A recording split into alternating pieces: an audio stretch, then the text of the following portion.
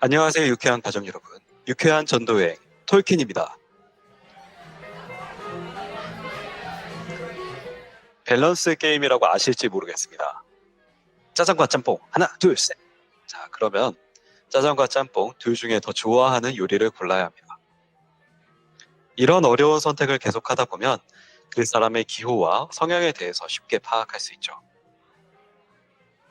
알게 모르게 우린 이런 밸런스를 각자 갖고 있습니다. 알게 모르게 머릿속에서 수없이 반복된 밸런스 게임의 결과, 음식, 종교, 정치 등의 문제에 대해서 각자의 밸런스를 갖게 되는 거죠. 또는 기계적 중립을 선택하고 또 선택하고 싶어 했던 분들도 있을 것입니다. 아유, 둘 다 썩었네, 뭐 둘 다 잘못했네, 이러면서. 그런데 사실은 그 기계적 중립은 중립이 아닐 수 있습니다. 우리가 사는 지구가 약간 기울어져 있다는 사실을 인정하면요. 그 기울어진 땅 위에서 쇠구슬을 굴리면 기울어진 방향으로 굴러가겠죠. 그 속에서 가운데를 선택해봤자 이미 쏠린 선택입니다. 그런 의미에서 오늘은 밸런스 게임으로 한번 시작해보고자 합니다. 어떤 세상을 원하십니까? 내가 부동산 투자로 대박이 나서 먹고 싶은 거 다 먹고 여행 편하게 다니는 세상. 내 집값은 안 오르지만 덕분에 집 없던 누군가 집을 가질 수 있는 세상. 이 두 중에 어떤 세상을 더 원하십니까? 하나, 둘, 셋. 노래 하나 듣고 시작하시죠. 그날 그 밤 한성국. 그날 유난히 시린 바람이 불어오던 그 밤 거리를 가득 메운 사람들 그 사이로 보인 예수 죄인의 친구로 가난한 자의 친구로 오신 그분께 외치는 소리 나무에 매달라 노래하네 성난 군중들의 외침은 이내 노래가 되고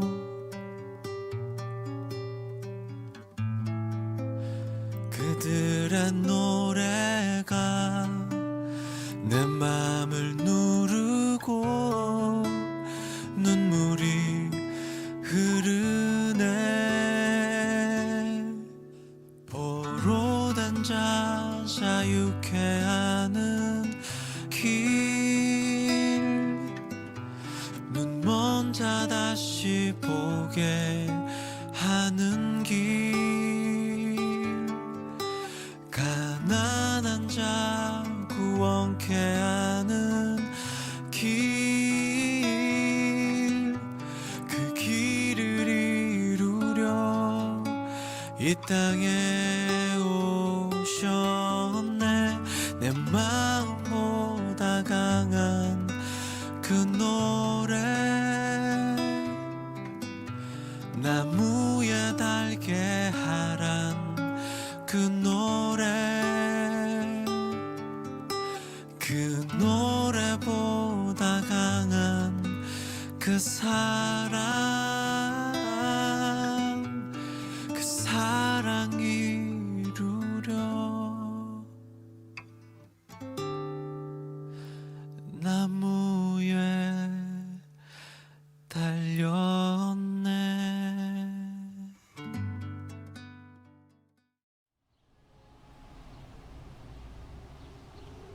지금 여러분은 톨킨, 루이스, 라이트의 유쾌한 전도 여행을 듣고 계십니다. 자, 오늘도 제 옆에는 이 여행의 두 컴패니언, 루이스와 라이트 두 분 함께 하고 계신데요. 인사 부탁드리겠습니다. 루이스 안녕하세요. 두 아이의 아빠 루이스입니다. 반갑습니다. 네, 안녕하세요. 네, 또 열심히 시골에서 일하고 있는 라이트입니다. 가볍다 할 때 라이트, 그죠? 네, 가벼운 라이트입니다. 우파 라이트. 우파 라이트? 뭐죠? 근데 어쨌든 기독교의 큰 스펙트럼에서 봤을 때는 그래도 우파 아닐까요? 아, 맞습니다. 저는 정말 믿기지 않겠지만은 저는 기독교의 큰 스펙트럼에서는 정말 보수 우파입니다. 제가 잘 봤네요. 감사합니다. X를 찾아서. 자, X를 찾아서 오늘은 미래로 여행을 떠납니다.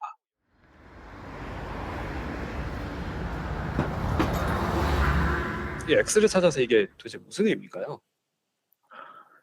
이 X 사실 저도 여기서 이제 되게 중요하게 이제 같이 들은 거죠. 자크 엘릴 뭐 뒤틀러진 기독교라든지 참 중요한 책들을 많이 쓰신 분인데 여기서 X가 또 쉽게 말하면은 또 루이스의 순전한 기독교 이것처럼 그런 모든 군더더기들을 다 소거한 본질적인 것은 뭐냐, 기독교의 본질이 뭐냐, 이것을 한번 X라고 해보자 라고 한 걸로 알고 있습니다.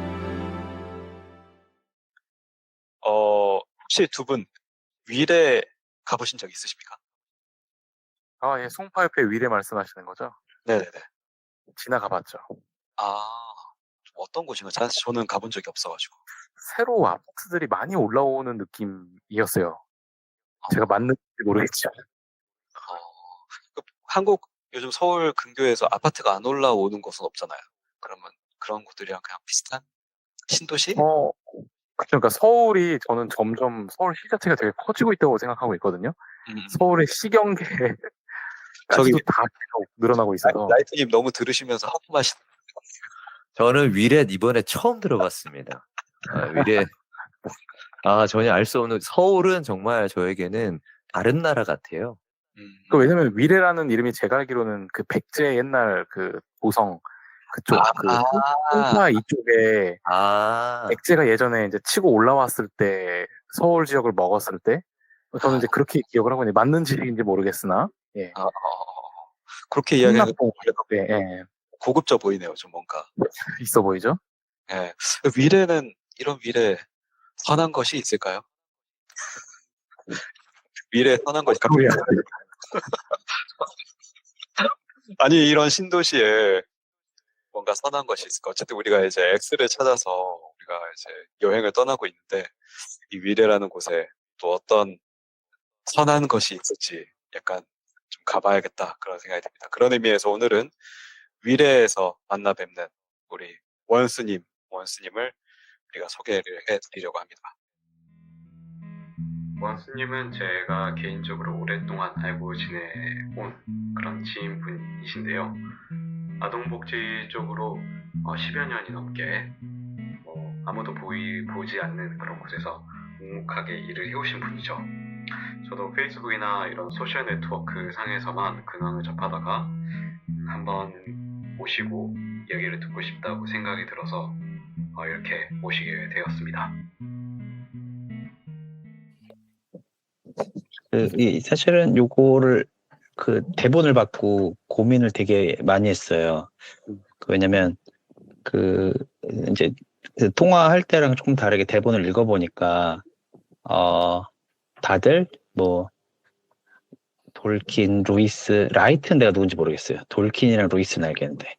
그래가지고 라이트는 여러 명 다들 되게 좋은 이름을 하고 있는데 내 이름만 섭씨형도 해놨더라고요. 그래가지고 나도 뭔가 멋진 이름을 하나 찾아야겠다. 그래서 그 이름을 찾는 고민을 되게 했거든요. 그래서 뭐 에르네스토로 해볼까, 뭐 이런 생각도 하고, 뭐 아니면 제가 존경하는 에르네스토 체게바라.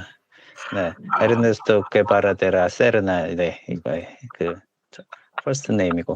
그래서 아니면 또 뭘 해볼까. 그래서 뭐 제가 존경하는 분의 이름을 따서 뭐 기려라고 해볼까, 뭐 이렇게도 해봤는데 그래서 또 뭐 별 생각 다 해봤거든요. 근데 방금 든 생각은 뭔가 마이라고 불러볼까. 이거 뭐냐면 그 제가 되게 좋아하는 분을 이제 추종하는 분 그 집단의 이름이 마이거든요. 아, 예. 그래서 마이로 해볼까? 아니면은 좀 제가 되게 애정하는 그 이제 그 집단을 또 이제 추종하는 그룹의 이름 또 하나가 이제 원스라고 있거든요. 원스요? 아, 트와이스. 네, 그래서 네. 네, 그 마이는 에스파. 음. 그래가지고 그런 걸로 해볼까. 섭씨 형도 왜 자기들만 좋은 거 하고 나는 이런 거 좋아하지? 뭐 이런 생각이 있어서 좀 고민이 많이 됐었고요. 그래서 뭐가 좋을까 해서 아직까지도 지금 결정을 못 해가지고 지금 잠깐 대화 나누시면서 저는 이제 계속 구글에 뭘로 해볼까. 그러다가 그래도 저한테 진짜 형 가장 큰 위로를 줬던 그 이제 트와이스의 원스를 해보자. 원스도 되게 그 중의적인 의미가 많이 있잖아요. 원스에는 또 그래서 원스로 저를 불러주시는 건 어떨까? 라는 생각을 했고 뭐 정작 불가능하다면 근데 또 약간 트와이스 팬들한테 모욕이 될 수 있을까? 그래서 그녀들에게 좀 또 해가 되는 그런 행동을 또 하면 안 되겠다는 생각이 들어서 좀 저기 여러 가지 고민들이 있어서 호칭에 대한 고민을 계속했던 것 같아요. 그래가지고 뭐가 좋을까? 그래서 네, 아직도 마음을 못 정했습니다. 그래서 뭐 하나 좀 정해서 불러주시면 그거에 따라서 그냥 해야겠다 생각을 했습니다. 네. 뭐 전혀 해가 될 게 없지 않나요? 원스 입장에 네. 저는 원스는 아니지만 네. 나 원스 입장에서 사실 이런 네. 정말 뭐라고 해야 될까? 너무 상투적인 표현이긴 한데 좋은 일 하는 네. 팬이 있고 구성원이 있다는 네. 좋은 일일 것 같은데.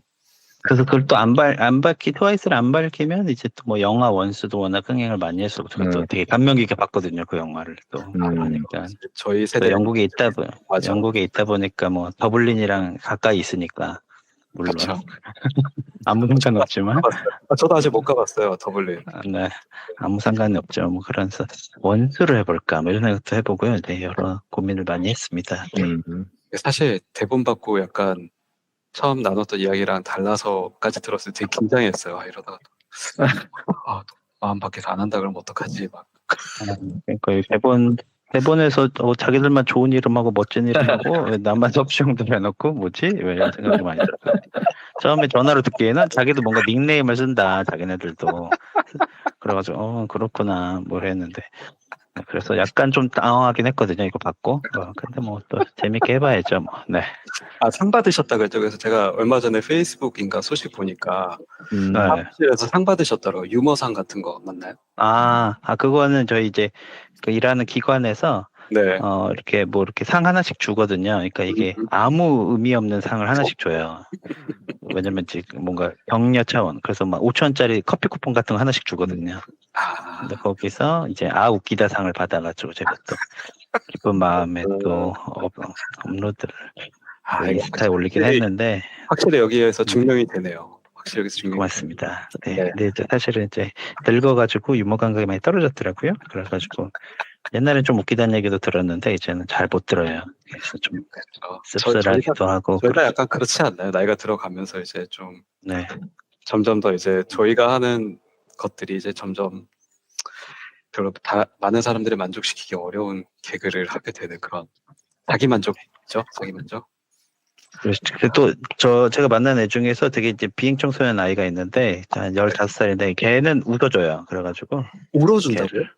웃어줘요. 걔는 걔는 빵빵 터져요. 그래가지고 이게 뭔가 이 비행청소년들에게 이게 먹히는 유머인가 약간 그런 생각도 한번 해봤거든요. 그런데 직원들은 안 웃거든요. 직원들은 우리 과장님 또 저 소리 하는구나 이렇게 하하하하 이렇게 해주는데 또 이제 우리 비행청소년들은 또 이제 웃어줘가지고 근데 걔가 소년원 가가지고 좀 되게 또 씁쓸하게 또 그러고 있습니다. 네.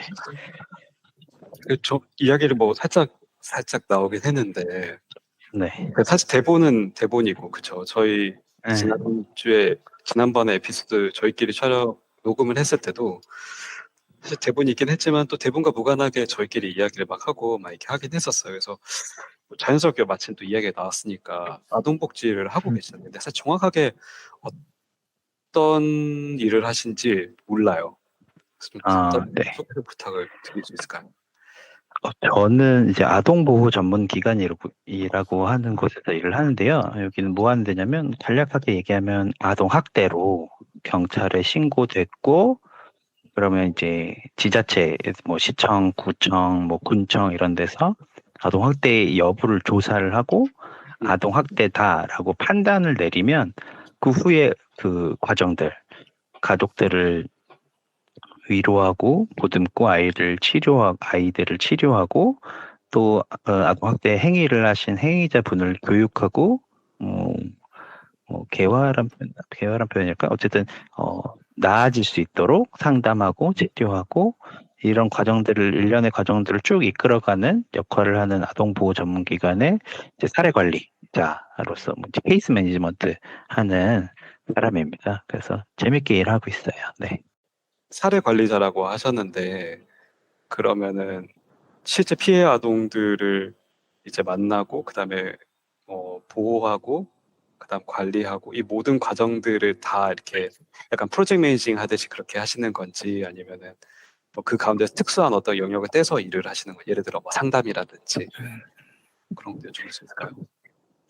이게 사실은 이게 뭐 좀 법조항까지 얘기할 건 아니지만 2020년도에 이제 하반기에 좀 개정이 됐어요. 원래 그 전까지는 사실은 신고 접수까지도 같이 받아서 경찰이랑 같이 출동해서 이제 아이를 확인하고 뭐 가정에서 아이를 분리하는 역할까지도 저희가 다 하다가 이게 사실은 아이나 뭐 어쨌든 그 행위를 하신 가족의 기본권을 제한하는 업무들을 이 민간인 사회복지사가 하는 게 조금 안 맞다라는 얘기가 계속 있었고 그러면서 이제 사실은 그 앞에 뭐 신고를 받는다던가 조사를 한다던가 아니면 아이를 분리한다던가 이런 조치들은 이제는 지자체 공무원이 진행을 하고 그 후에 이 가정을 회복하고 하는 이 쭉 업무는 이제 저희가 다 담당을 하는 거죠. 그래서 어떻게 보면 한 파트라고 볼 수도 있고 어떻게 보면 전반이라고 볼 수도 있을 것 같아요. 그래서 조사를 완료하면 더 이상 지자체 공무원들은 개입을 하지 않고 추후에 이제 종결할 때나 아니면 아이가 뭐 가정에 돌아간다던가 아니면 뭐 다시 학대가 발생한다던가 외에는 이제 그냥 뭐 지도 감독 정도 하는 거고요. 공무원 그 일련의 과정들은 다 저희가 진행을 하기 때문에 파트라고 볼 수도 있고 뭐 어떻게 보면 전반적으로 전체를 다 개입한다고 볼 수도 있을 것 같아요. 네. 아무래도 일이 일인 만큼 되게 좀 심각할 것 같아요. 아무래도 이제 그러니까 피해 대상 자체도 아동이고 그냥 성인이 아니라 그러니까 상대적으로 취약한 거죠. 어떤 누군가의 그런 폭력이나 이런 것들에 대해서 그래서 좀 심각한 일들이 많을 것 같은데 그러니까 그런 점들을 다루기가 좀 힘들지는 않으세요? 사실 좀 저는 개인적으로 만약 그런 일들 보면 좀 마음이 힘들 것 같은데 어떠실지. 이게 아무래도 마음이 좀 어려운 경우들이 많이 있어요. 특히나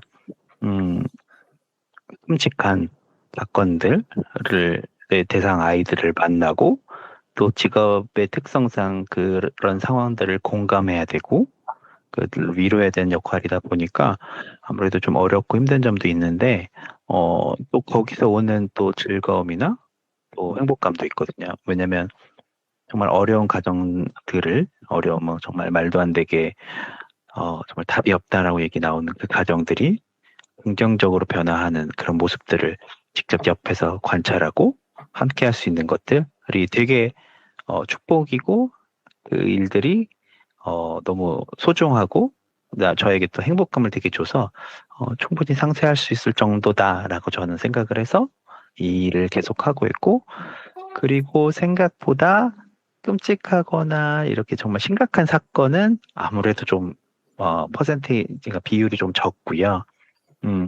일련의 과정들에서 사실은 어떻게 아이를 키워야 될지, 훈육해야 될지 모르고 발생하는 일들이 사실은 더 많아요. 그러다 보니까 사실은 긍정적인 변화를 자주 볼 수 있고요. 그러다 보니까 또 즐겁게 일을 할 수 있는 것 같아요. 네.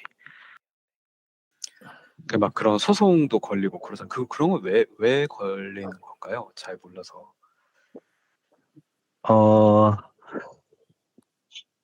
저한테 이제 소송을 거신 분, 이제 소송을 거셨던 분은 우선은 지금까지도 소송을 하고 계시고, 이제 그분의 그래서 정말 의지와 끈기, 재력에 제가 진짜 존경심을 표하는데, 사실은 제 이걸 혹시 들을 리는 없겠지만 또 소송을 걸 수 있으니 자기 가정에 누군가가 찾아오고 외부에서 개입한다는 것 자체가 제가 생각해도 되게 기분 나쁘고 되게 꺼려지는 일이에요. 이제 그렇죠. 저도 누가 우리 집에 막 찾아온다. 너무 귀찮고 힘들고 이건 어려운 일이거든요. 근데 그것들을 조금 크게 받아들이시고 그에 대해서 되게 감정적으로나 이런 것 아니면 또 증오심을 갖게 되신 분들도 있어요. 그래서 사실은 되지도 않는 일들로 사실은 그런 분노의 감정들을 이제 저에게 쏟으시는 분들도 있어요. 그래서 주거 침입을 했다, 제가 협박을 했다, 이런 식으로 고소도 하시고 또 그 외에도 이제 사실은 이 한국 사회에서 이제 저희가 관공서는 아니지만 이제 공적인 업무를 하다 보니까 이 정보공개 청구에 그 무서움이 있거든요. 그래서 정보공개 청구를 계속한다던가 그것도 정보공개 청구에 따라서 이제 저희도 공적 영역의 일들을 하다 보니까 맡아서 그 민원을 지속적으로 넣는다던가 악성 민원을 그럼 또 이제 그거에 대해서 답할 어느 정도의 의무가 있거든요. 그러다 보니까 사실은 어떻게 보면 나의 삶을 괴롭힌 너에게 복수한다라는 관점을 갖고 하시는 건 아닌가라고 제가 추측하고 있고요. 하지만 그게 이제 도를 넘어서 뭐 4년, 5년 이렇게 막 계속 소송을 하시고 계속 지시면서 계속 거시고 이런 또 변호사를 사셔서 이렇게 그런 노력들을 하시는 거 보면서 와, 이 연기는 진짜 본받을 만하다. 어떻게 이렇게 듣지 않으실까? 나 했으면 내 돈 저렇게 몇천 꼬라가면서 이렇게 하기 쉽지 않을 텐데. 그래서 제가 또 거기서 많이 배우고 또 그분들이 그렇게 해주신 만큼 그런 거 있잖아요. 이제 힘든데 군대 갔다 오면 되게 해병대 분들 비하는 거 아니지만 되게 힘든 고생을 한 만큼 그거가 자부심으로 다가오잖아요. 그래서 또 저한테 또 되게 자부심을 주시는 한 분이어가지고 거기서 또 자부심을 느끼고 그래서 이제 후임들도 이렇게 해요. 막 이렇게 이런 거 힘들어요. 막 이럴 때 야, 너 이렇게까지 해봤어? 이런 거 당해봤어? 그럼 애들이 또 깨갱하고 네. 그래서 저한테 또 자부심을 주시는 분들이라 또 한편으로는 또 감사함을 느끼고 있고 합니다. 지금 이제 원스님이 하시는 일은 그런 청소년뿐만 아니라 이제 아동들까지 해서 그들의 삶을 어떻게든 이어나갈 수 있도록 계속 연결한 일인데 저는 그 일의 무게도 이렇게 가늠이 안 되지만 무엇보다 제가 약간 궁금한 게 이 일도 이제 현타가 올 때가 있지 않을까. 저도 이제 나름 다들 직업 쪽에 그런 게 있겠지만 특히 이제 종교인이라는 게 되게 처음 시작할 땐 되게 숭고한 나름의 뭔가 흔히 말하는 소명, 콜링이 있답시고 왔는데 이 진흙탕에 뒹굴다 보면 조금씩 현타가 올 때가 있는데 원스님이 하시는 일 속에서 현타가 올 때는 그 무게감이 진짜 굉장할 것 같은데 그런 현타가 오시는 일은 없는지 그리고 현타가 올 때 이겨내는 나름 이렇게 이겨내는 건 어떻게 하시는지 그런 게 갑자기 궁금해졌습니다. 사실 현타가 올 때는 많아요. 이렇게 정말 좋아지고 있다. 정말 이제 마무리할 수 있겠다. 이런 이렇게 잘 되고 있는데 이제 갑자기 전화가 오죠. 신고가 됐습니다. 어젯밤 신고가 됐고 아이는 분리되었습니다.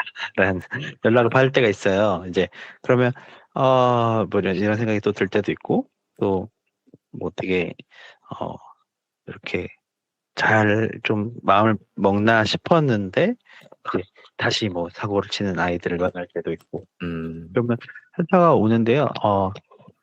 사실은 이거는 이제 제가 특별히 이렇게 하는 건 아니고 저희가 이제 그런 관점을 가지고 하는 게 있는데 이제 사실은 변화의 주체를 저희는 대상자로 두고 있거든요. 그러니까 제가 변화를 시킨다라고 하면 이 일은 못해요. 이 일을 내가 뭔가를 누구를 변화시킨다, 누구를 바꾼다 이런 생각을 갖고 하면 절대 못하고요. 저는 변화하는 과정을 옆에서 지켜본다라는 생각을 가지고 일을 하고요. 이제 뭐 촉매 역할을 한다라고 생각하거든요. 그러니까 촉매가 뭐 실제로 하는 게 아니라 변화가 더 잘 될 수 있도록 이렇게 해서, 그리고 항상 변화가 있다, 재발할 수 있다라는 걸 항상 바닥에 깔고 일을 해서, 사실은 그 방법밖에 없는 것 같아요. 사실 이게 뭐 해결 중심적인, 저희는 이제 그 관점으로 저희가 사례 관리를 한다 이렇게 저희 쪽에서는 이제 용어를 쓰고 있는데, 사실은 요거 하지 않고는 못 버티더라고요. 그래서 많이들 그만두고 나가고, 그래서 저도 이런 관점을 가지고 이제 대상자들을 임하려고 하고, 그러다 보니까 이제 조금 이겨낼 수 있는 것 같고, 그런 현타를. 하지만 순간순간 감정적으로 그런 생각이 들 때는 자주 있고요. 근데 그때마다 이제 되새기죠. 그렇지, 내가 변화시키는 게 아니지, 변화는 그들의 몫이지 하는 것들을 도와주는 역할. 그래서 사실은 저희 이제 팀장을 하고 있어서, 이제 밑에 직원들이 사실 이런 경우가 있을 때 이제 저한테 와요. 이렇게 어떻게 해야 될까요? 그럴 때마다 얘기하거든요. 우리는 우리가 할 수 있는 걸 최선을 다하고, 변화는 그들의 몫이다. 그래서 우리가 이번에 다르게 볼 수 있는 걸 찾아보자. 이거는 다르게 보라는 신호다라고 얘기를 하거든요. 그래서 그런 관점을 가지고 하려고 애를 쓰고 있고, 그렇게 믿으려고 애를 쓰고 있고, 그래서 좀 이겨낼 수 있었던 것 같고, 앞으로도 이겨내려면 계속 그렇게 해야 되지 않을까라고 생각해요. 네. 사실 이미 어느 정도 답을 주시긴 했는데, 원래 여쭙고 싶었던 질문들 중에 그런 부분들이 있었어요. 그래서 현타가 오는 순간들도 많고, 그 다음에 되게 약간 밑빠진 독에 물 붓기 같은 그런 순간들을 경험할 때도 많고, 또 그러기에는 재정적으로든 뭐 아니면 회사 조직 안의 리소스든 구조적으로 너무 문제점들도 많고, 그런데 그럼에도 이 일들을 계속 하게 하는 요소들 중에 뭐 여러 요소들이 있겠죠. 가족도 있고 뭐 여러 가지 이유가, 또 아이들의 변화, 그런 것들도 당연히 그 요소가 될 텐데, 그 안에 본인의 좀 그런 방금 이야기하신 부르심이라든지 그런 신앙도 있을까요? 어떠세요? 네, 있죠. 네.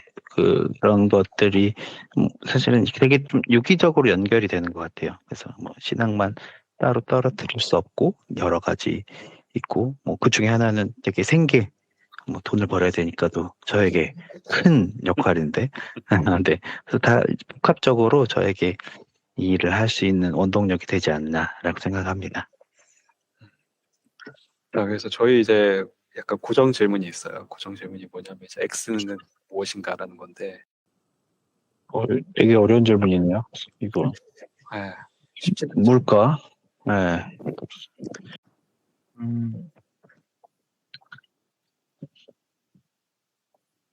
이게 뭐 되게 뻔한 소리인데요. 사랑이 아닐까요? 되게 뻔한 소리인데, 이게 제가 아이들을 보고 뭐 사람이 변하는 과정들을 보면 되게 막 거창한 그런 거 아니고, 막 조현병이 좋아져요. 약도 안 먹는데. 이거 말도 안 되거든요. 왜 그러지? 보면 사랑받고 있다고 느끼니까. 아이들이 돌아오고 막 비행 청소년 애들이 좋아져요. 왜 그러지? 그랬을 때 사랑받고 느꼈을 때 라고 생각을 한 격이 있거든요. 물론 뭐 그 전체가 다 그렇진 않아요. 근데 그런 경우가 있어요. 제가 저는 신앙적으로는 모태신앙으로 자라서 되게 보수적인 기독교 집안에서 고등학교 때부터 이제 미션 스쿨을 다녔고, 평생 교회를 다니면서 살아왔는데, 그러면서 제 삶에서 신앙에 있어서 가장 큰 변곡점이라고 하는 거는 그거거든요. 하나님이 나를 사랑한다는 거에 대한 체험이라고 하긴 그렇고, 제가 그런 느낌을 받은 거, 하나님이 진짜로 나를 사랑하는구나, 라는 거를 내가 느꼈을 때 내 삶이 달라졌어요. 그래서 저는,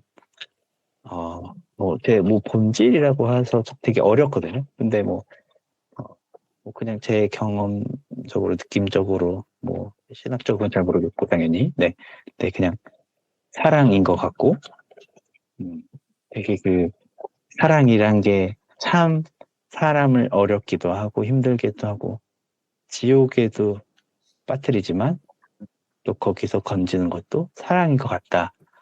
그래서 단어로 얘기하면 그건 것 같아요. 그리고 조금 더 덧붙이자면 사랑받는다고 느끼는 거 정도로 조금 더 확장할 수 있을 것 같고, 그 정도 선까지밖에 정리가 안 되네요. 너무 좋아요. 정리 엄청 뭔가 정돈된 말들을 사실 이제 저도 영국에 사니까 정돈된 말이 한국어로 잘 안 나와요. 그래서 한국어도 안 되고 영어도 안 되는 그런 불상사를 겪고 있는데 저보다 훨씬 더 정리를 잘 해주시는 것 같아서 전 되게 좋다고 생각했고, 그렇다면은 그 본질이라고 하신 이제 사랑받고 사랑 주는 그것, 그런 X를 한국 교회는 갖고 있을까요? 이 한국 교회라는 거에 대한 정의 자체가 좀 어려운 것 같아요. 한국 교회를 뭘로 볼 것인가? 그러면 지금 몇 명인지 모르겠지만 정말 몇백만 명의 그런 기독교라고 자기를 표현하는 우리의 집단을 얘기하면 될까? 사실 기독교의 스펙트럼도 너무 넓고, 하지만 저는 한국 교회에 그런 사랑이 있다고 생각하고 있고요. 왜냐하면 그냥 그래요. 연민이나 이런 동정도 어떻게 보면 사랑의 하나라고 생각하고, 그거에 대한 헌신도 사랑의 하나의 표현이라고 저는 생각을 하는데, 이쪽 사회복지 쪽 일을 하다 보면 되게 큰 비중이 이렇게 기독교적인 신앙에 근거한 후원, 헌신이 되게 많아요. 네.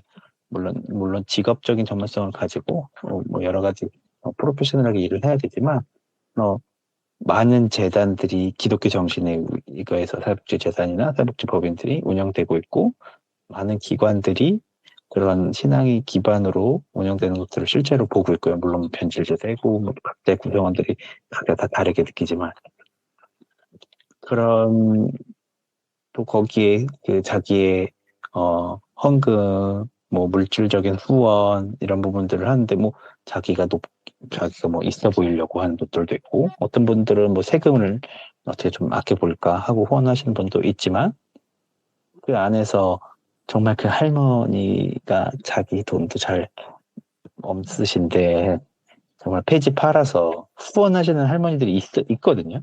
제가 실제로 봤거든요. 그런 분들 볼 때 저거 사랑 아닐까? 그리고 그분들이 되게 기독교 신앙의 근거에서 하는 활동들이더라고요. 그래서 사랑의 크기나 사랑의 형태를 제가 정의할 수 없겠으나, 제가 느끼기에는 그게 일종의 하나의 사랑인 걸로 좀 받아들였었거든요. 그래서 이 한국 기독교라는 그 정의를 내릴 수 없으나, 단편적으로 봤을 때 분명히 그 안에 사랑이라는 존재가 존재하고 있고, 그 사랑이 있기 때문에 이런 일들이 계속 일어나지 않을까라고 생각을 하고 또 믿고 있습니다. 인터뷰를 마치고 며칠이 지났습니다. 계속 한 질문이 머리에서 떠나지 않았죠. 한국교회가 그 원스님의 X, 사랑을 갖고 있다면 왜 사람들은 교회를 떠날까? 그리고 교회를 이토록 싫어할까? 그래서 원스님에게 물었습니다. 사랑을 갖고 있는데 왜 사람들이 떠날까요? 원스님은 오랫동안 고민을 했지만 답을 주지는 못했습니다. 기왕 첫 번째 게스트 모시고 나눴던 이야기가 좀 너무 진지하고 굉장히 새롭게 하소서처럼 된 김에 아예 더 깊이 좀 나아가 봅시다. 사실은 최근에 한국 사회 안에서 아동학대 문제가 꽤 많았어요. 그쵸? 발생한 네. 장소들은 다 다릅니다. 가정도 있고, 어린이집도 있고, 많아요. 사실은 굉장히 랜덤하게 일어난다고 할 수 있는데, 가장 또 유명했던 사건 중에서는 작년에 정인이와 관련된 또 이 일이 있었죠. 그래서 여기서 하나 좀 여러분들께 질문을 드려보고 싶은 게, 사실 교회 내에서 이런 아동 학대와 관련된 이슈가 터졌을 때는 사실 별 이야기가 없어요. 낙태, 이런 문제와 관련해서 굉장히 이런 이슈들에 대해서 목소리를 많이 내던 한국 교회가 이런 아동 학대 문제, 기독교인 가정에서 발생한 아동 학대 문제에 대해서는 별로 말이 없어요. 뭔가 우리가 아는 성경 안에서는 뭔가 옷을 찢으면서 죄를 뿌리면서 뭔가 그래야 될 것 같은데 사실 별 말이 없었다는 말이죠. 아니면 여기에도 그냥 일부 기독교인이 그렇다 이렇게 생각을 다들 하시는 건지. 그래서 그 부분에 대해서 안 그래도 좀 여러분들께 좀 여쭤보고 싶었습니다. 여러분들은 이런 아동 학대의 문제 왜 이렇게 일어나고 또 심지어 교회를 다닌다는 집에서조차도 왜 일어날까요? 아니면 이게 별로 신앙과는 관련 없는 문제인가요? 어떻게 생각하세요? 네, 저는 뭐 그 관련해서 생각했던 게 좀 많긴 해요. 여러 가지 평소에 생각했던 것들도 있고 한데, 일단 1차적으로는 제가 생각하는 한국 사회에서 전반적인 좀 문제 중에 하나는 자녀를 부모가 소유물처럼 생각하는 경향이 많은 것 같다라는 거였어요. 이거는 사역하면서 중고등부 담당할 때 느낀 게 다 교회에 뭐 집사님, 권사님, 장로님 가정의 아이인데도 이렇게 제가 상담을 해보면 그 친구의 삶에 대해, 그 친구의 생활이든 앞으로의 진로든 혹은 신앙이든 그런 것들을 가지고 얘기를 해보면 그 본인이 그걸 다 어떤 좌지우지 하려고 하는, 본인의 틀 안에서 이루어져야 된다고 하는 게 굉장히 강해서 아이가 어떻게 말하면 엇나가는 꼴을 절대 못 보는 거예요. 근데 그리고 그거를 사랑이라는 이름으로, 사랑이라는 말로 포장을 하는 영향성을 많이 봐서 저는 기본적인 어떤 큰 면에서는 소유물로 생각하는 게 1번이라면, 이번에 그 특정 사건 같은 경우는 아시는 것처럼 입양한 아이에 대한 이 학대였잖아요. 그렇다 보니까 내 새끼가 아닌, 그리고 이거를 소유물처럼 생각하고 자기 친자녀에 대해서 그런 양육 속에서 아주 스트레스를, 어떻게 보면은 이런 표현이 참 가슴 아프지만 물건에게 푸는 것 같다, 혹은 반려동물에게 학대를 하면서 푸는, 아까 말한 그런 분노나 감정을 푸는. 그럼 이제 여기서 세 번째 문제는, 아니 그러면 그리스도인으로서 어떻게 그럴 수 있냐는, 여기서는 조금 어떻게 보면 제 직업병이죠. 또 신학적인 문제 중에 제가 좋아하는 표현 중에 아르뱅주의라는 게 있어요. 신광훈 목사님이라는 분이 쓴 책인데, 아르뱅주의가 뭐 아르미니우스주의랑 칼뱅주의를 합친 건데, 그건 결국 뭐냐면 둘 중에 뭐가 맞다 틀리다를 떠나 한국 교회 일반적인 신학이 요 두 개를 섞어가지고 그냥 자기 편한 대로 편의주의적으로 그냥 막 써먹는 게 문제다, 요렇게 이제 그 책은 주장을 합니다. 거기서 제일 지적하는 게 그런 칼뱅주의가 갖고 있는 한 번 구원은 영원한 구원이, 그게 이제 전적 타락에서 어떻게 적용되냐, 모든 사람은 헐어서 먼지 안 나는 사람 없는데 다 죄인인데 어쨌든 믿음이 있으면 구원받는다라는 식의, 사실 이건 칼뱅주의도 그렇게 말 안 하고 알미니아주의도 그렇게 말 안 하거든요. 근데 그걸 묘하게 섞어가지고 그렇게 주장하면서 그게 마치 기독교 신앙인 것처럼 알고 있으니 그런 정말 우리 일반적으로 말하면 극악무도한 짓을 해놓고도 별로 죄책감이 없는 그 양가가 다 엄청난 기독교 집안이고 한쪽은 목회자 집안이고 또 우리 또 출신 성분이 나오지만 같은 학교 동문이고 막 이런데 어떻게 그런 일이 생겼지? 근데 저는 그 사건 일어나고서 돌아보면 그럴만해. 충분히 이해가 가. 그 학교에서 가르쳤던 신앙이라면 이런 일이 생길 수도 있을 것 같아. 저는 오히려 이런 생각이 드는 거예요. 정리하면 3개. 하나는 부모가 자식을 소유물처럼 여기는 어떤 한국 사회 전반의 분위기. 2번째, 그래서 그 특정 지방 같은 경우는 입양한 아이에 대한 어떤 생각에 대한 굉장히 부족함. 3번째는 그 부족함을 인간은 다 부족하지라는 식으로 퉁치는 이상한 신학. 요 3가지가 그 사건의 좀 원인이지 않을까라고 생각을 해봤습니다. 저는 약간 이 문제에 대해서 좀 더 일반론적으로 생각하게 되는 측면이 좀 있는 것 같아요. 그러니까 아까도 이야기했던 것처럼 이제 아동 학대라는 점이 굉장히 랜덤하게 일어난다는 거잖아요. 굳이 이제 가정에서뿐만 아니라 어린이집이나 그다음에 아동들이 놓여 있을 수 있는 어떤 컨텍스트 안에서 한국 사회에서 좀 굉장히 자주 발생했던 것처럼 느껴지는데 그 이유 중에 하나는 아동이 별로 귀하게 여겨지지 않아요. 사회적으로. 그러니까 아이를 가지고 아이를 키운다는 것에 대해서도 굉장히 짐처럼 생각하는 그런 어떤 풍토 같은 것도 강하고 그래서 외부적인 시각도 굉장히 안 좋죠. 맘충 막 엄청 많잖아요. 그런 터미놀로지들이. 노키즈존도 그렇고. 노키즈존 유럽에도 있습니다만은 한국처럼 많지는 않죠. 요즘 한국처럼. 네, 유럽에도 되게 휴양지들 같은 경우에 좀 이제 소위 말하는 두 젊은 싱글 남녀가 갈 수 있을 법한 그런 핫한 호텔 같은 경우는 노키즈존이긴 해요. 이해가 그렇지만 갑니다. 네. 근데 동네 카페가 노키즈존이진 않죠. 음. 그런 좀 엄연한 차이가 있는 것 같아요. 그러면 생각했을 때 좀 한국 사회가 되게 아동이 설 곳을 뺏고 있다. 아동이 잘할 수 있는 곳을 뺏고 있다는 어떤 기본적인 생각이 좀 드는 것 같고 교회라면 또 다른가. 이게 교회에서도 이제 지난 에피소드 때 루이스님이 말씀하셨는데 잠옷실은 이제 그 하나님의 임재가 임하지 않는 거 그런 얘기했었나. 그러니까 사무실에서만 애들이 예배를 드릴 수 있는 거죠. 엄마 아빠랑 같이. 왜냐하면 애들이 시끄럽게 예배 시간에 떠들거나 하면 안 되니까. 그죠? 그렇죠. 네. 네.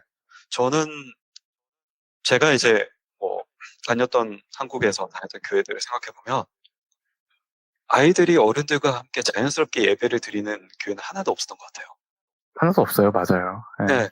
아무리 개혁적인 교회라 하더라도 아무리 막 뭐 깨어있는 신앙을 갖고 있는 교회라 하더라도 애들은 늘 약간 골방 같은 데 갇혀가지고 격리 공간이죠. 어찌 보면 너희들은 우린 예배 드릴 테니 너희들은 그냥 알아.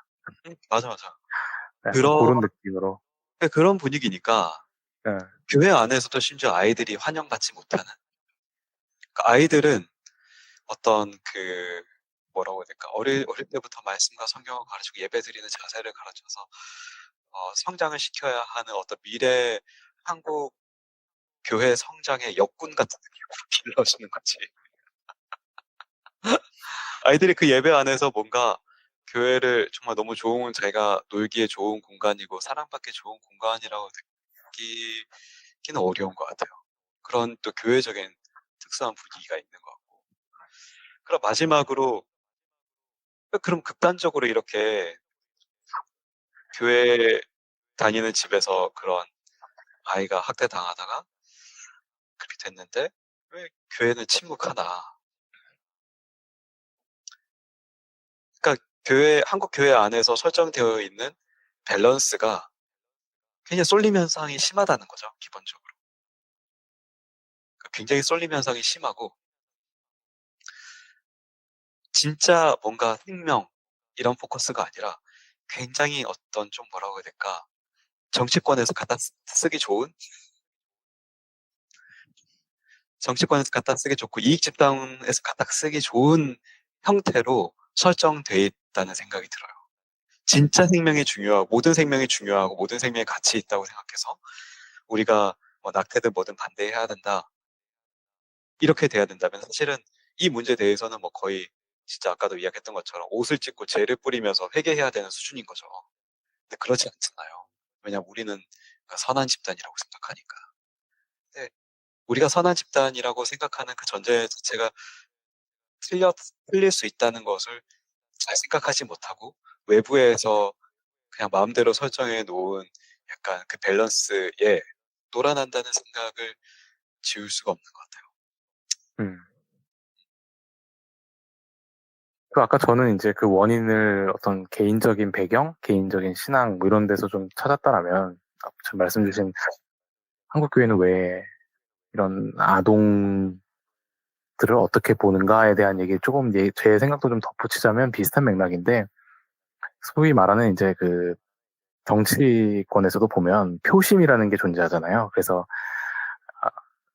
투표를 할 수 있는 18세 참정 권한이 있는 그 이상 되는 사람들에게 굉장히 정치권에서는 공을 많이 들이죠. 그 얘기는 뭐냐면 반대로 이제 청소년 아동 계층들은 표가 없잖아요, 선거권이.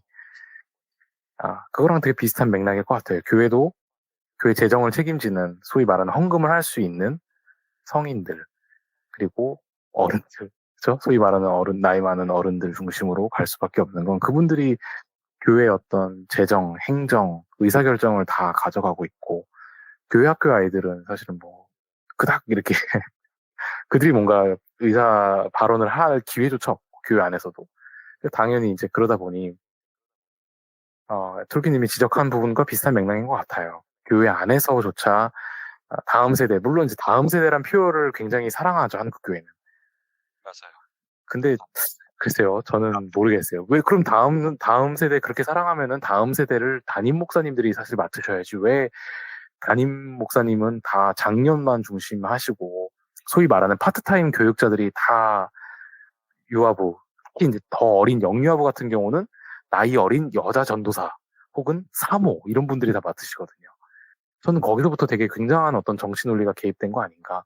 그게 다시 이게 거슬러 올라가 보면 오늘 얘기가 나온 뭐 학대 뭐 이런 부분들 교회에서 침묵하는 이유 다 그런데 같은 맥락이 있는 거 아닌가? 네, 한번 그런 생각도 해봤습니다. 세상이 사실 이렇게 좀 어지러워지면 가장 결국 피해를 보는 것은 가장 먼저 죽어나는 것은 어린 목숨들이라는 생각이 들어요. 그러니까 결국 그 사회 안에서 제일 좀 vulnerable한 취약한 계층 그리고 이제 연령대의 사람들이 가장 어려움을 겪게 되는 것 같은데 또 약간 최근에 이제 모로코에서 큰 지진이 났고 이제 사망자가 3,000명에 육박하는 그런 사망자 수가 나왔고 그 다음에 또 리비아에서 홍수가 나서 그 사망자가 또 한 5,000명. 문제는 사실 이런 북아프리카에 있는 국가들이 무슬림 국가들이긴 하지만은 리비아 같은 경우에는 뭐 우리가 많이 아시는 것처럼 내전도 오랫동안 겪었기 때문에 굉장히 사회적인 기반도 많이 약화된 곳이고 모로코도 사실 그 북아프리카 국가들 중에서는 그래도 문화적으로나 뭐 경제적으로나 좀 나은 상황이 있다고는 하지만은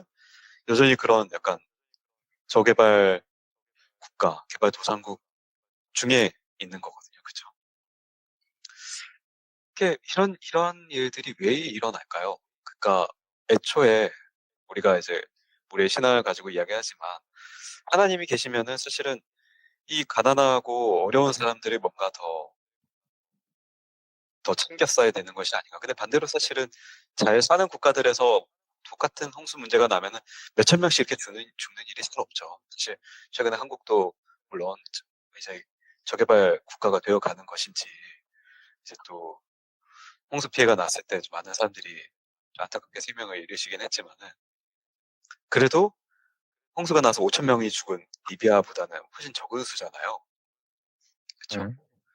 근데 사실은 뭔가 한국과 같은 이런 것보다는 뭔가 하나님의 마음과 관심이 그런 개발도상국에 있을 법도 한데 근데 사실은 그렇지가 뭔가 않은 것처럼 보인다는 거죠. 너무나 많은 사람들이 죽게 되고 인프라가 취약하니까. 왜 이럴까? 하나님은 여기에서 어디에 있을까요? 아니면은 무슬림 국가니까 벌을 받은 걸까요? 이것도 어디에 어느 교회에서는 한 번쯤은 들어봤을 법한 내용일 것 같죠? 그쵸? 하나님은 여기에서 어디에 있을까요? 글쎄, 저는 또 그런 말씀 있잖아요. 이제 마태복음에 보면은 이제 주님 다시 오실 그 재림의 때가 되면은 뭐 처처에 이제 기근이 있고 지진이 있고 전쟁이 있고 질병이 있고 그래서 이런 모든 사인들이 이제 주님 곧 다시 오실 그 재림 예수 그리스도를 기다리는 시기가 이 시기인 거는 분명하다라는 생각은 들고 그것들의 전조들이 어떤 뭐 자연재해, 특히나 이상기후로 인한 것들이라고 생각되어지고, 근데 그건 그거고, 그래서 말씀하신 대로 이제, 이런 자연재해 속에서 주님은 어디 계신가라고 했을 때 낮은 곳에 항상 계셔야 되는 거 아닌가, 뭐 이런 반문을 할 수도 있지만, 글쎄요. 그러니까 이 주님은 저는 그러니까 모로코에도 계시고 리비아에도 계시고 대한민국에도 계신다고 생각하고 다만 저는 좀 문제 제기를 하고 싶은 건 이런 현상들을 바라보는 우리 한국교회의 시각은 무엇인가? 아까 잠깐 얘기하신 것처럼 뭐 무슬림 주님의 심판입니다. 약간 저는 되게 이거 경계해야 될 것 같거든요. 저는 라이트님의 생각도 좀 궁금합니다. 네, 안 그래도 최근에 그런 비슷한 글을 제가 친한 목사님 패친이 비슷한 어떤 관점에서 글을 쓰신 게 있어서 거기에 대한 제 생각을 좀 블로그에다가 길게 쓰긴 했어요. 그래서 제 생각 자체는 이제 여기서 블로그 홍보를 네, 그건 아니지만 어쨌든 거기에 이제 길게 썼는데 핵심은 이런 거예요. 예를 들어 길게 써서 사람들이 안 보는 건 아닐까요? 저는 보지 말라고 쓰는 거예요. 이게 그러니까 제일 핵심은 이거예요. 그냥 이런 일이 생겼을 때 그냥 신을 찾지 않았으면 좋겠다, 제발. 어떻게 하면 다른 일이 생겼을 때는 신을 안 찾더니 꼭 이런 일이 있을 때는 꼭 신 찾는 게 조금 나는 좀 이해가 잘 안 간다. 뭐 이런 개념이 이런 좀 차원이긴 한데 어쨌든 이런 것이죠. 뭐 예를 들어 아까 우리 루이스님 말씀하신 것처럼 그러니까 이거의 자체에 대한 뭐 신학적인 논란 이런 거는 옛날부터 사실 1700년대부터 있어 왔거든요. 리스본에서 대지진이 난 적이 있는데 네. 근데 그때가 그 만성절이라고 해서 11월 1일 그러니까 할로윈 날인 거죠. 그러니까 할로윈이 그 만성절 이브가 할로윈이고 만성절이라는 그 카톨릭의 축제가 있는데 그 만성절 날에 예배드리고 있는데 리스본에 지진과 쓰나미가 나서 사람이 좀 크게 잡으면 한 20만 명이 죽었어요. 1700년대에 20만이면 거의 다 죽은 건데 그때 그 리스본 대성당이 무너지면서 사람 다 깔려 죽었거든요. 근데 여기에 대한 그때 당시는 또 지금이랑 또 다른 시대니까 300년, 300년 전이니까 더 심각하게 도대체 신은 어디 있나 이런 질문이 생기면서 그 시점에 나온 어떤 큰 질문이 신정론, 신은 과연 정의로운가? 이런 질문이 생기면서 그 이후에 우리나라 같은 경우도 이제 세월호 이제 거의 내년이면 10주년인데 10주기가 되는데 그 10주기를 겪으면서 그동안에 세월호 그 일이 처음 있었을 때도 이런 신정론에 대한 얘기가 되게 많았어요. 근데 이런 건 또 신학적으로 하시는 분들이 할 얘기고 제가 궁금한 건 그 일이 있고 나서 또 동일본 쓰나미가 있었고 또 이런 일이 있을 때 어떤 목사님들이 쓸데없이 입을 놀려가지고 뭐 하나님의 심판 어쩌고 저쩌고 하다가 문매를 엄청 맞았죠. 네. 그 유명하신 또 세습하신 목사님도 또 그때 또 입을 댔다가 또 욕을 오지게 먹었는데 그러고 나니까 제 생각에는 이제 그런 걸 한번 겪고 나니까 이제는 그런 거대한 재해에 대해서는 신의 뜻 운운하지 말자 하면서 조금 아젠다에서 멀어진 것 같긴 해요. 이런 얘기는 하지 말자. 그런데 그럼 무슨 얘기를 우린 하고 있냐. 여기서 아까 톨킨님이 말씀하신 것처럼 정치적 아젠다가 거의 점령을 한 것 같은 느낌이 드는 게 제가 아까 휴대폰 보면서 막 뭐 찾았던 게 뭐냐면 제가 개인적으로 친하지는 않은데 옛날에 신대원에서 같이 뭐 했던 사람 중에 한 분이 그런 활동을 하세요. 그래서 카카오톡 프로필을 보면은 이렇게 적혀 있어요. 뭐, 태아도 생명입니다. 그럼 이제 이때 묻는 거죠. 그러면 입양하는 생명 아닙니까? 이게 이상한 거죠. 같은 생명인데 어떤 생명은 카운팅이 안 되고 어떤 생명에 대해서는 목숨 걸고 싸우는. 물론 우리가 모든 걸 갖고 다 아젠다를 얘기할 수는 없지만 그래도 왜 한쪽에는 이렇게 어떻게 보면 과도할 만한 관심을 주고 싸움에 역량을 집중시키는데 이쪽에서는 말을 안 할까? 거기에는 그런 앞에서 말한 정치적인 이유들 그리고 정치적 이슈가 마치 죽고 사는 문제처럼 되는 것도 있지만 저는 그게 오히려 말하기 편하고 쉬워서가 아닐까. 그러니까 신정론은 어려워요. 신정론 신학적으로 뭘 얘기하려고 그러면 너무 철학적이고 막 어렵고 막 역사 공부도 해야 돼, 철학 공부도 해야 돼, 막 이런데 정치적 이슈는 너무 쉬워요. 편가르기.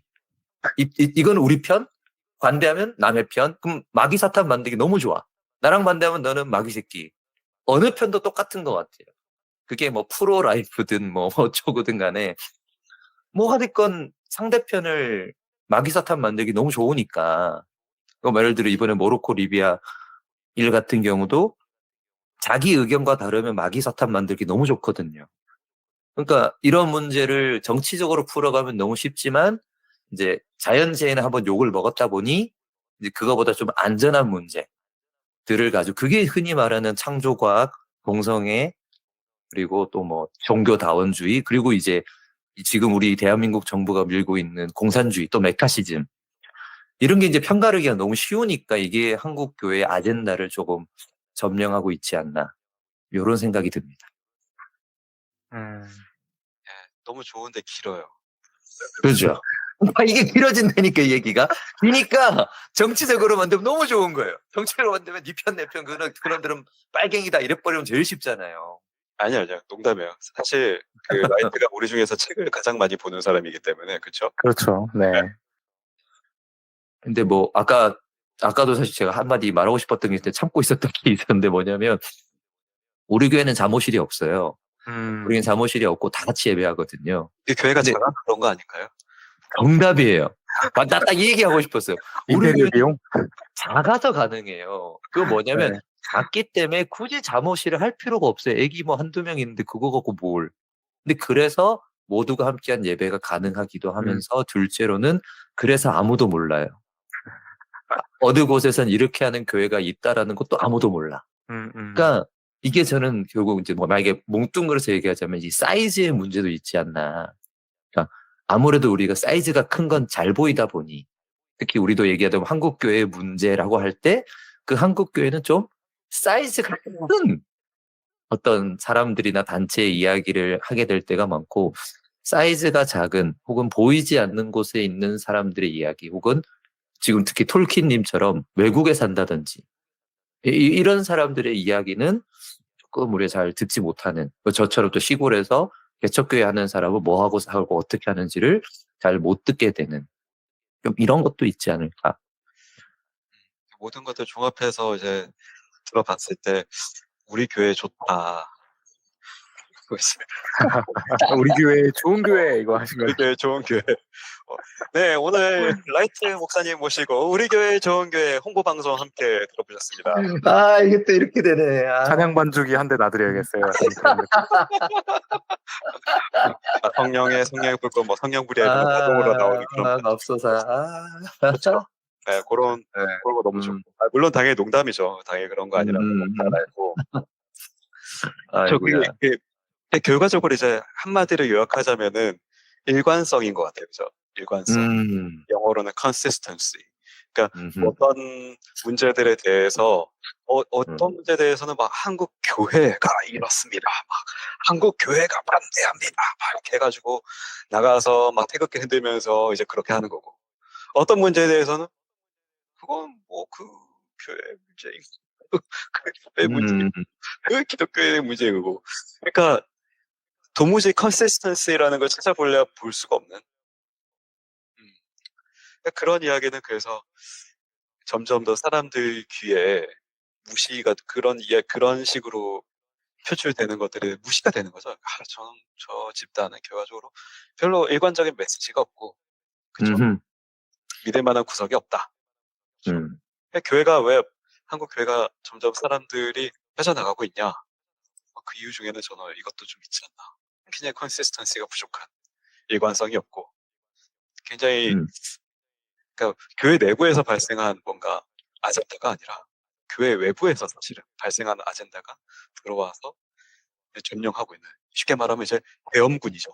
계엄군이, 우리 정부가 좋아하는 게 계엄군이잖아요. 계엄군이 들어와서 도시를 점령하고 있는 그런 모양새인 거죠. 그죠?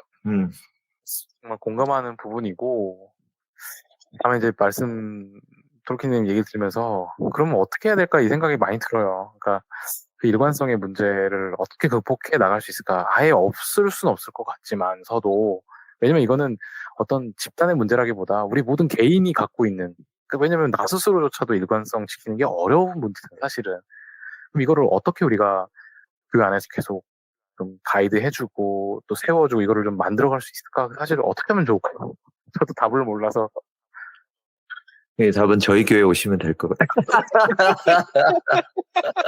사무실 없는 교회. 할렐루야.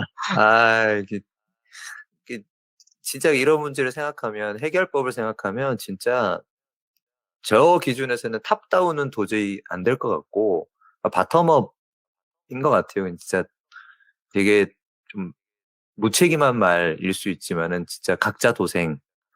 일단은 각자가 공부란 말씀 또 좀 너무 죄송해요. 나는 공부를 좋아하니까 공부 얘기를 자꾸 하는데, 이게 그러니까 똥인지 된장인지는 구별하고 살아야 된다. 예를 들어 이 설교가, 우리 교회 목사님 설교가 똥인지 된장인지는 구별을 해야 되는데, 뭐 이런 얘기하면 너 신천지지 또 이러니까 막 쉽지 않은 오늘날 상황이지만, 제 목사 입장에서는 오늘도 설교할 때 그런 얘기 했거든요. 앞에 있는 목사가 헛소리 하는지 잘 들으셔야 된다. 그냥 무턱대로 아멘 하시면 큰일 난다. 나 같은 놈한테 특히나, 저 같은 사람이 생각 잘못하면 큰일 난다. 막 이런 얘기 했는데, 나 스스로도 그렇지만 우리 한국 교회 전반적인 성도님들이 내가 지금 듣는 이야기들, 들려오는 이야기들, 특히 SNS에서 나오는 이야기들의 진위 여부, 우리 처음 얘기할 때도 그 얘기 했었잖아요. 이 아동학대 건 얘기할 때도 이 건 자체를 얘기하기에는 우리가 거기에 대한 어떤 팩트체크나 사실관계에 대해서 우리가 완전히 아는 게 아니라서 이 사건 자체보다는 이 사건을 둔 다른 이야기를 이렇게 우리가 얘기했던 것도 저는 되게 정말 좋은 태도라고 생각하거든요. 사실 확인이 되지 않은 부분에 대해서 너무 큰 에너지를 쏟거나 혹은 그것 때문에 분란 또는 다툼, 뭐 분란과 다툼이 필요할 때도 있겠지만, 저는 분란과 다툼 자체가 문제라기보다 뭐 때문에, 뭘 갖고 싸우고 있나. 우리는 한국 교회라고 두루뭉술하게 말은 하지만 그 안에서 각자를 보면 도대체 뭐 때문에 이런 일이 발생했나. 우리 그래서 첫 질문도 톨키님이 이렇게 꺼내주신 것처럼 이런 일이 왜 발생했을까? 한번 같이 돌아보고. 그러면 이제 또 루이스 말씀하신 것처럼 그럼 이제 우리는 뭘 할 수 이런 좀 단계별로 생각해보는 과정들을 계속 거친다면 그래도 좀 최소한 좀 안전 또는 건강할 수 있지 않을까 생각이 듭니다. 그러니까 지금 라이트님 말씀 들으면서 또 드는 생각은 우리가 처음 서로 만났을 때 얘기한 게 X라는 얘기 했잖아요. 지키려는 가치. 그래서 X를 찾아서. 네, 결국은 다 그렇게 또 귀결이 되는 것 같아요. 그래서 도대체 뭘 위해 이렇게 깃발을 들고, 그죠? 교단에서, 노회에서, 혹은 각 교회에서 이렇게 서로들 칼을 갈고 계신지, 뭘 지키려는 가치가 도대체 뭐길래? 그렇게 들어가면 진짜 X를 찾아서라는 말이 처음엔 저는 뭔 소리야 했는데, 진짜 X를 찾아가서 뭐 X가 있는지 없는지 아직 몰라도 최소한 일단 X를 좀 찾아가 보자라는 건 되게 중요하다는 생각이 드네요. 오늘 얘기하면서 더욱 더. 네. 이런 질문을 던지는 이제 과정이잖아요, 저희가. 그러니까 질문을 안 던지는 사회와 그다음에 나라 안에서 살면서 질문을 던지지 않으면 모두가 이제 누군가 답을 정해준 것들을 그냥 외우고 혹은 무의식적으로 암송하면서 살아가는 곳이니까 좀 질문을 계속 던져봐야죠. 좀 자연스럽게 만들어 봐야죠. 그죠? 너무 좋은 접근이에요. 왜냐면 되게 질문을 두려워하는 우리가 사회 분위기 그런 교육을 받고 자란 건 진짜 맞는 것 같아요. 서두에도 한번 말씀드린 것 같지만 질문을 하면 일단 빨갱이가 되거든요. 학교에서도 가정에서도 교회에서도 물어볼 수 있는데 우린 그의 제자